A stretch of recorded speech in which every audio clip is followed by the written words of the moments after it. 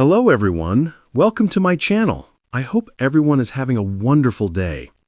For years, Paul Sinha, the Sinnerman, had sat high upon the throne of the chase, dressed in his immaculate white suit, intellect sharper than a guillotine. He wasn't just a quizzer, he was a fortress of facts, a machine of wit and memory.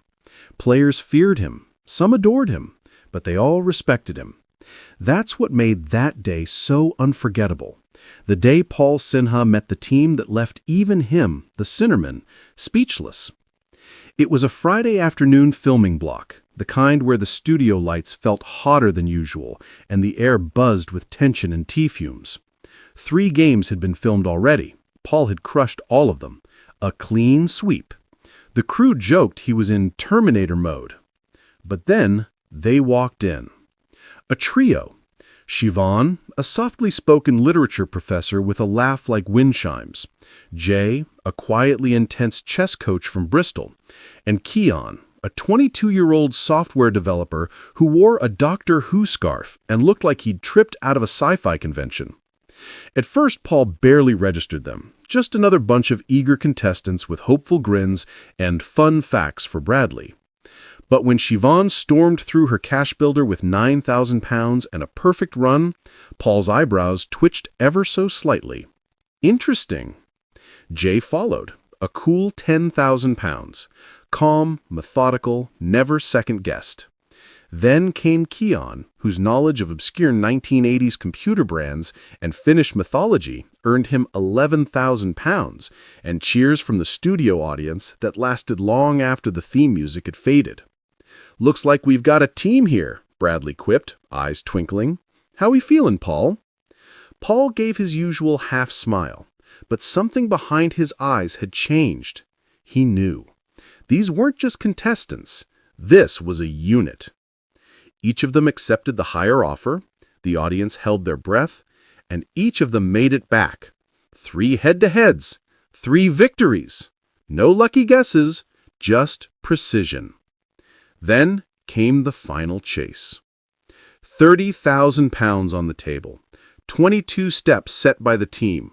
Not an impossible target for someone of Paul's caliber, but still, he felt it, that electric sense of danger, the thrill of a worthy challenge. And so he began. The questions came fast, and Paul was faster. 6 steps, 8, 11. He was catching up. Then, the first pushback. "What is the capital of Mongolia?" He answered, "Ulaanbaatar." Wrong. Keon buzzed, "Ulaanbaatar." Pushback successful. Then another. "What is the name of the element with atomic number 75? He said, "Rhodium." Wrong. J. Rhenium. Correct. They weren't just answering, they were correcting him. Calmly, relentlessly. By the end of the 2 minutes, Paul had reached 20 steps. 2 behind. The studio fell silent. A few gasps. Bradley's mouth hung open. Paul blinked. For the first time in years, he stood not as the invincible chaser, but as a man who had been defeated. Clinically, intelligently, and undeniably. He stepped forward, offered his hand to the team, and said with a smile tinged with awe, "That was the best team I've ever faced." Later, off camera, a runner found Paul sitting in his dressing room, staring at his reflection in silence. "You all right?" she asked. He chuckled quietly.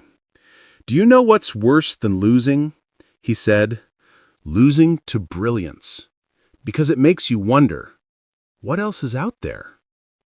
He would return, of course, stronger, wiser. But that day, that one game, it belonged not to the Sinnerman.